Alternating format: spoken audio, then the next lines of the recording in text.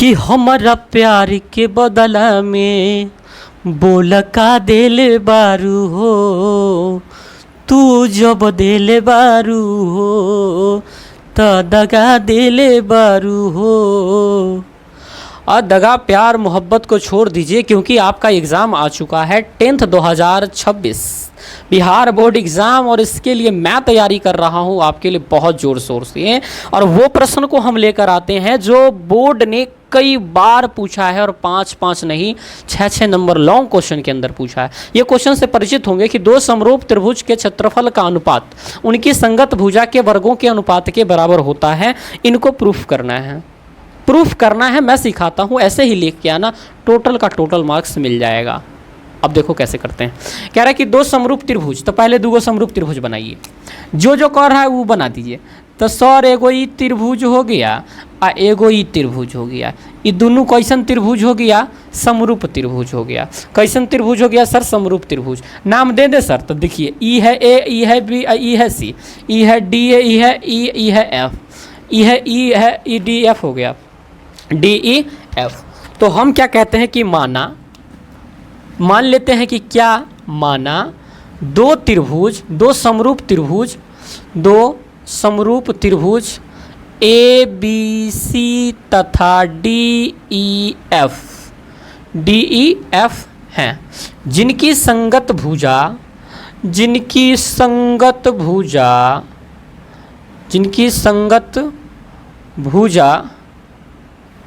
देखिए, इसके संगत मान लीजिए ई है, इसके संगत ई है और इसके संगत ई वाला है। संगत मतलब एकरा जैसन ई, एकरा जैसन ई, एकरा जैसन ई। संगत भुजा ए बी किसके है? डी के, डी के कौमा। अच्छा बी सी ई एफ के,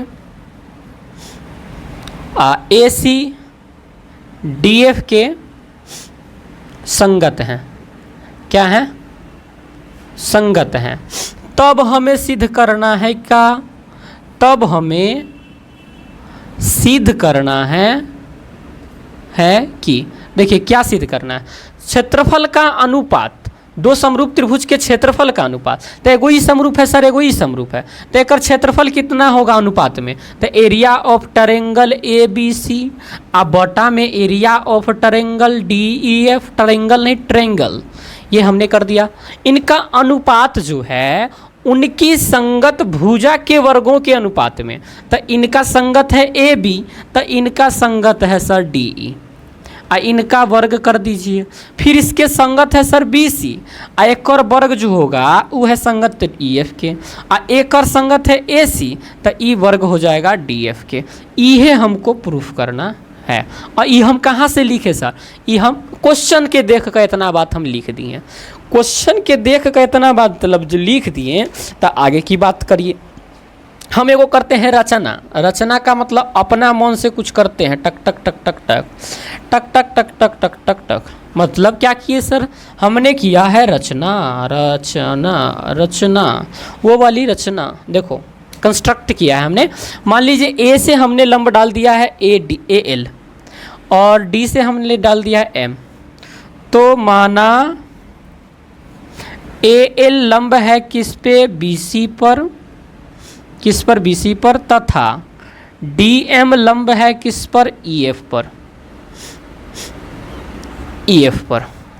तो अब हमको क्या प्रूफ करना पड़ेगा सर? अच्छा चलिए एक बात हमको बताइए कि ए बी सी या डी ई एफ के अगर हम क्षेत्रफल निकालना चाहें तो कैसे निकलेगा सर? तो देखिए प्रूफ करते हैं। अब इतना दिखाई पड़ रहा है, देख लेने दीजिए, अगर दिखाई दे रहा होगा तो करते हैं। सर यहाँ से होगा एरिया निकालिएगा तो त्रिभुज ए बी सी के एरिया, एक और एरिया निकालिएगा ना तो सर ये हो जाएगा ट्रायंगल डी ई एफ के एरिया।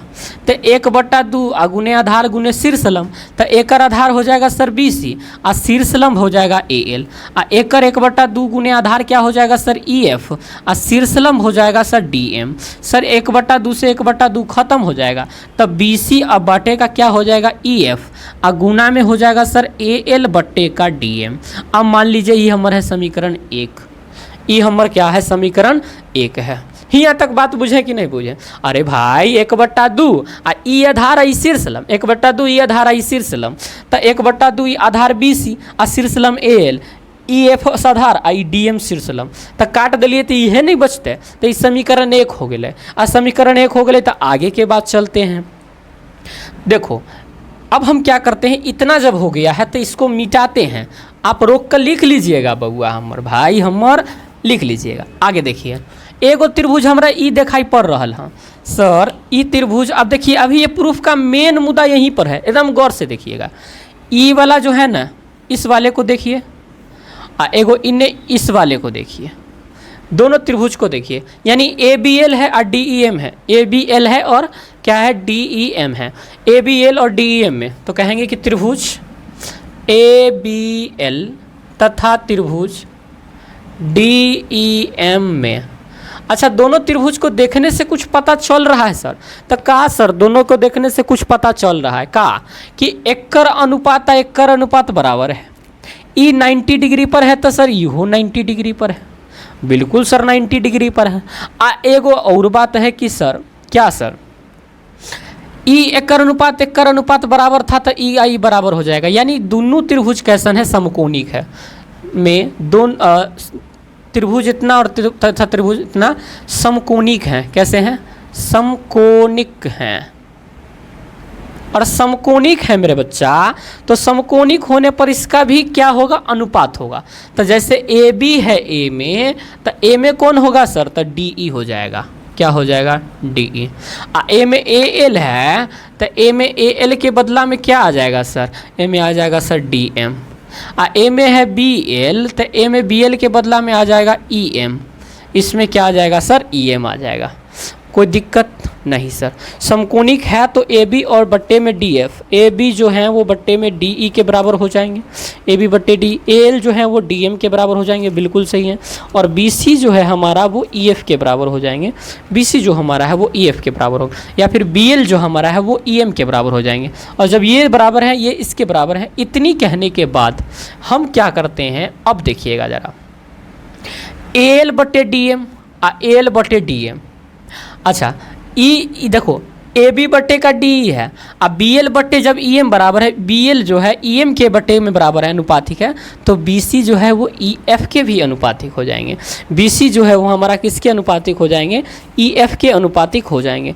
BC जो हमारा है वो किसके अनुपातिक हो जाएंगे, तो सर EF के अनुपातिक हो जाएंगे। BC जो है हमारा ये वाला, क्योंकि ये इसके अनुपातिक है ना, तो मैं डायरेक्ट कर देता हूँ। देखो BC जो है वो EF के अनुपातिक हो जाएंगे। चूँकि ये इसके इतने अनुपातिक है तो ये इसके अनुपातिक इसके हो जाएंगे, चूँकि ये त्रिभुज आपस में भी समरूप थे ना। आगे देखिए, तो समीकरण 2, तो समीकरण 1 में AL बट्टे DM का मान रखने पर, 1 में E था सर, 1 में जो था हमारा E था, यानी BC था और बट्टा में EF था। हम AL बट्टे DM था, AL बट्टे DM के जगह पे BC बट्टे EF डाल रहे हैं, तो BC और बट्टे का EF, BC और बट्टे का क्या है, EF। आप यहाँ पे कंफ्यूज कर पा रहे होंगे तो मैं बताता हूँ। देखो ये था BL और बट्टे का EM, अब मैं कहता हूँ दोनों में 2 से गुना कर दो, तो BL का 2 गुना था BC, एकर 2 गुना था EF। अब तन को मन के सीखें, तो चलिए सर तन को मन को सीख गए तो हो गया, इतने में काम चल जाएगा। तो BC जो है ये दोनों के बीच में गुना था, तो ये हो जाएगा BC का स्क्वायर अब बट्टे में EF का स्क्वायर। अब जब E अनुपातिक हुआ तब पीछे जो हम लिखे थे कि तीनों आपस में क्या है, बराबर हैं, इसका मतलब है कि एरिया ऑफ ट्रायंगल ABC बराबर एरिया ऑफ ट्रायंगल DEF। ये तीनों बराबर होने का मतलब है कि जो AB का स्क्वायर होगा वो DE के स्क्वायर के बराबर हो जाएगा, और जो AC का स्क्वायर है वो DF के स्क्वायर के बराबर होगा। BC वाला तो हम सीधे कर लिए, BC बट्टा EF का स्क्वायर। ये हमें प्रूफ करना था और हमने प्रूफ भी कर दिया। ये साथियों हमें प्रूफ करना था और इसे हम प्रूफ भी कर दिए।